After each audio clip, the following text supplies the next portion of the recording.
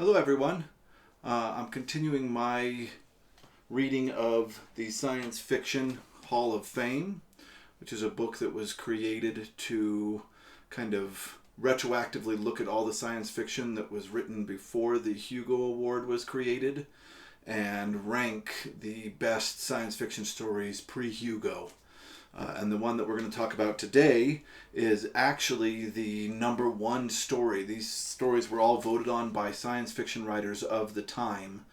And the number one story, the story that most of the science fiction writers considered the best, pre-Hugo science fiction story, is Isaac Asimov's story called Nightfall.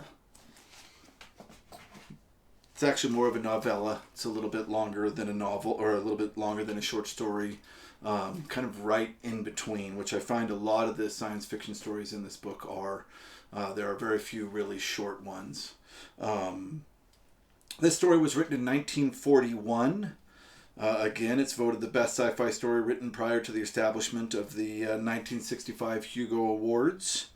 And takes place on a planet called Lagash.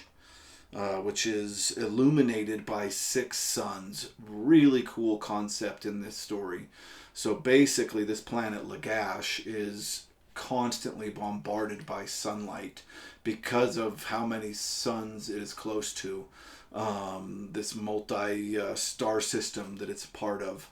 Six suns, which means there's constantly 3 or 4 suns in the sky, and everything is bright all the time.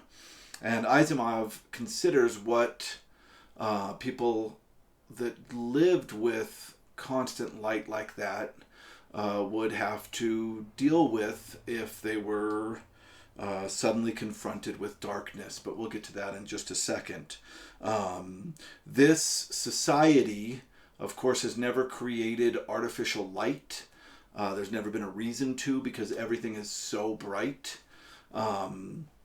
They do, of course, have fire, so they know that fire creates brightness. But there's days, of course, are always year-round and much brighter than fire itself. But they do have, they have advanced as a society. In this case, they have scientists, they have religious extremists, and they have journalists. And all three of these types of people play into this story. The story opens from the point of view of a journalist who is visiting a kind of extremist scientist group that have built outside of a city on this planet. And they, through the newspapers, have been stating that the civilization is going to crumble and fall on this specific time. So the journalist is there and has been mocking them quite openly for believing this doomsday concept.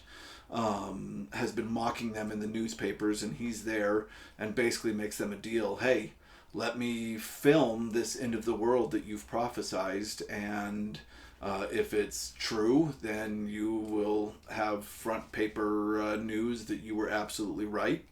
And if it's false, then I get to be the one to break it to the world that your prediction was false.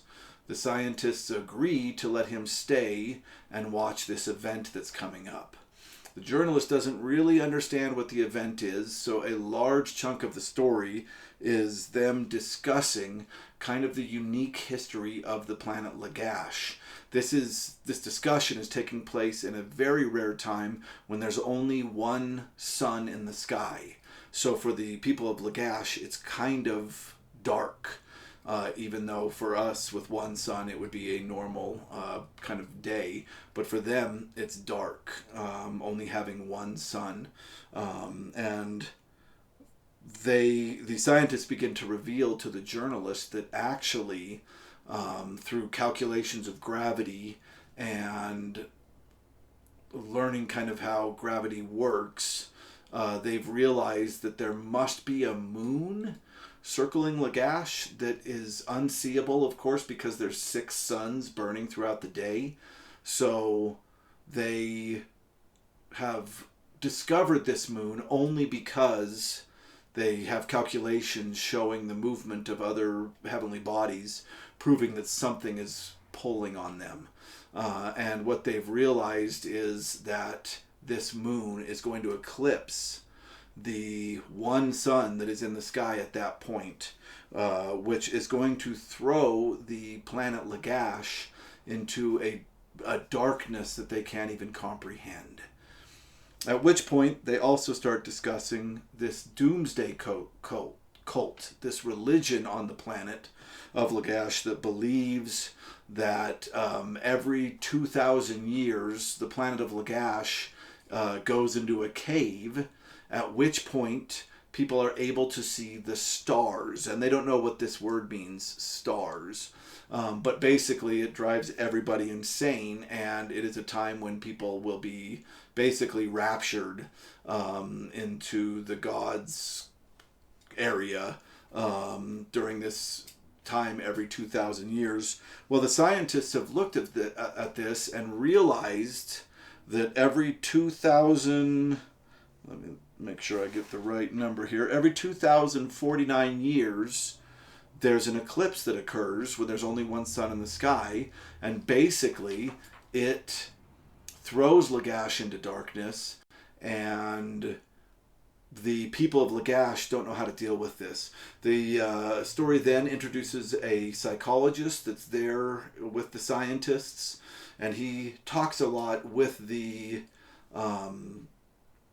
journalist about what pure darkness will really be, and how the journalist will be able to deal with that if he even can. And what the psychologist does is turns off the lights in the room they're in and closes the curtains. And the journalist starts to really freak out. And the psychologist is like, yes, imagine this all night. This eclipse is going to take all night. You're going to be in darkness all night. And he talks about a ride that people took. There was a amusement park on Lagash that would put people in a roller coaster ride, but it would go in a dark room. So they were in complete darkness, and they had to close it down because people were starting to go insane because they couldn't handle this darkness. And he says, what is the one thing that your mind will tell you in this darkness that would relieve this darkness? And the answer, of course, is fire. And that's why this group of scientists believes that every 2,049 years, Lagash civilization is completely destroyed by fire, because the people on Lagash are so used to sunlight that the concept of one night without sun will drive them insane, and they'll completely destroy their civilization.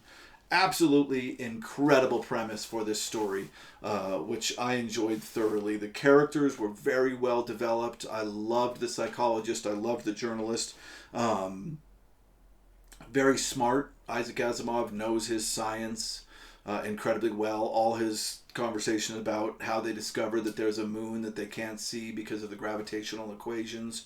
Really classic, incredible, and really well mapped out science fiction.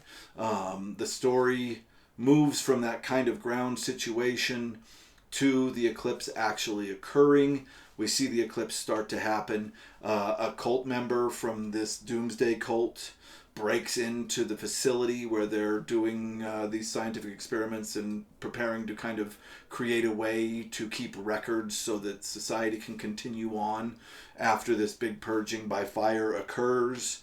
One of these cult members break in, and everything starts to ratchet up as the sun covers, or as the moon covers this sun more and more. To me, this story's major flaw is that there was not enough. Isaac Asimov stops the story right when the eclipse is just starting to drive them insane. We know an army of crazy cult people are marching on the the lab. They're starting to block doors so they can get through the night without being destroyed by this mob.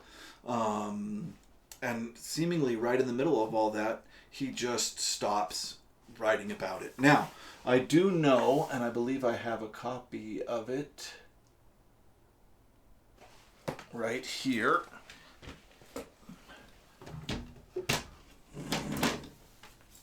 I do know, and I am familiar with the fact that Robert Silverberg, with Isaac Asimov, took the core of this story, with Asimov's permission, and turned it into a novel.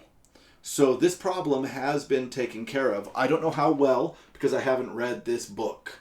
But I do know it exists, and I'm sure a lot of you in the comments would say, hey, there's a book about this. Check it out.